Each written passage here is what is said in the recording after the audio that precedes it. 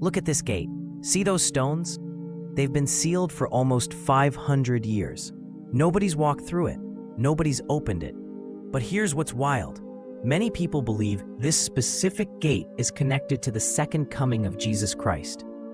And recently, something strange has started happening.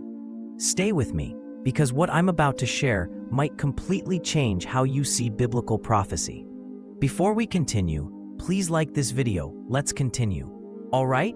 So what exactly are we looking at? This is the Golden Gate, also called the Eastern Gate. It sits on the eastern wall of Jerusalem's Old City, sealed for centuries. The location is extremely significant. It's positioned directly across from the Mount of Olives and leads straight to the Temple Mount, where the ancient Jewish temple once stood. So why does this matter? According to Jewish and Christian tradition, this gate has a special purpose. Many believers think the Messiah will enter Jerusalem through this exact gate. And this belief isn't speculation. It's rooted in ancient biblical prophecy going back thousands of years. Let me show you what I mean. In the book of Ezekiel, chapter 44, verse 2, God gives the prophet a vision. In this vision, he sees an eastern gate that's shut tight, and God tells him something fascinating. He says this gate must remain shut because the Lord himself has entered through it. No human being is permitted to open it. Now think about that for a moment. If God passed through this gate once, could he do it again? This prophecy has fascinated scholars and believers for generations. It suggests that this gate has a divine purpose, that it's not just another entrance in an ancient wall, but something that connects to God's plan for Jerusalem. The gate was meant to be sealed. That was part of the prophecy. But the reason it's sealed is what matters, because God's presence came through it. And many Christians believe that when Jesus returns, he'll come through this gate again, not as the suffering servant who came 2,000 years ago, but as the conquering king. Let's go back about 2,000 years to understand this better. During the final week of Jesus' earthly life, he entered Jerusalem in a way that shocked everyone. He came riding on a donkey, which doesn't sound impressive today, but back then, it was packed with meaning. The crowds went absolutely wild. They laid down palm branches and their own cloaks on the road. They shouted, "Hosanna," which means "Save us now." They welcomed him like a king. Many biblical scholars believe Jesus entered through this exact eastern gate that day. Why? Because he was fulfilling an ancient prophecy from the book of Zechariah that said the king would come humble and riding on a donkey. It was a powerful moment. The Messiah had arrived, but here's the thing. Most people expected a military conqueror, someone who would overthrow the Romans and restore Israel's glory. Instead, just a few days later, Jesus was arrested, put on trial, and crucified. The story seemed to end in tragedy. His followers were devastated. Everything they'd hoped for appeared to be finished. But then came Sunday morning. The resurrection. Death couldn't hold him. Jesus appeared to his disciples, taught them for 40 days, and then ascended into heaven from the Mount of Olives, the same mountain that faces this eastern gate. So if this gate is so prophetically important, why did someone brick it up? In 1541, the Ottoman Empire controlled Jerusalem. Sultan Suleiman the Magnificent ordered this gate permanently sealed. Officially, this was a military decision. Fewer gates means fewer weak points in your defenses. But there's another story many historians believe is the real reason. The Ottomans had heard about the Jewish prophecy that the Messiah would enter through the eastern gate. So they sealed it deliberately to try preventing the prophecy from coming true. But they didn't stop there. They built a Muslim cemetery directly in front of the gate. According to Jewish law, priests couldn't walk through a cemetery because it would make them ceremonially unclean. So even if the gate opened, the Messiah supposedly wouldn't be able to pass through. It was an attempt to block a divine prophecy with human engineering. But here's the problem. If God intends to fulfill a promise, no human strategy can stop it. Not walls, not graves, nothing. Now, here's where our story takes a fascinating turn. For almost 500 years, this gate has sat there, silent, sealed, untouched by human hands. A monument to both prophecy and human attempts to control the future. But in recent years, people have started noticing something unusual. There are multiple reports of stones near the gate shifting position, cracks forming in sections of the wall, small areas actually collapsing. In 2018, a significant event happened.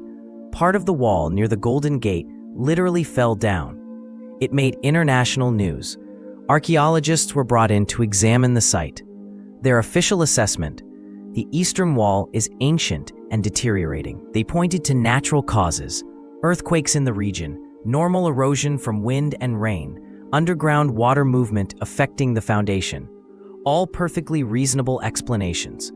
From a purely scientific standpoint, this makes complete sense. Old structures fall apart. Stone weakens over time. It's basic physics. But believers around the world started asking a different question entirely. What if this is more than just natural decay? What if we're witnessing the beginning stages of something prophetic? What if God is starting to move these stones in preparation for something monumental? Now, I'm not saying the archaeologists are wrong. Natural processes are definitely real. But could God work through natural processes to accomplish His purposes? That's the question many people are wrestling with. Let me show you why this possibility has so many people paying attention. There's a specific prophecy in the book of Zechariah, chapter 14, verse 4. It describes the day when God returns and says His feet will stand on the Mount of Olives, which is located directly east of Jerusalem. Now picture this. You're standing on the Mount of Olives. You turn and face west toward Jerusalem. What's directly in your line of sight? The Eastern Gate. You can see it clearly from there. The Bible tells us Jesus ascended into heaven from the Mount of Olives after His resurrection. And in the book of Acts, angels told the disciples that Jesus would return in the same way you have seen Him go into heaven. So if He left from the Mount of Olives, and He's coming back the same way, and this gate is positioned directly between the Mount of Olives and the Temple Mount, you can see why people believe this gate will open when Jesus returns. Many Christians are convinced that the seal placed by human hands nearly 500 years ago will be broken by divine power when the time comes. That no amount of brick and mortar can prevent God's plan from unfolding.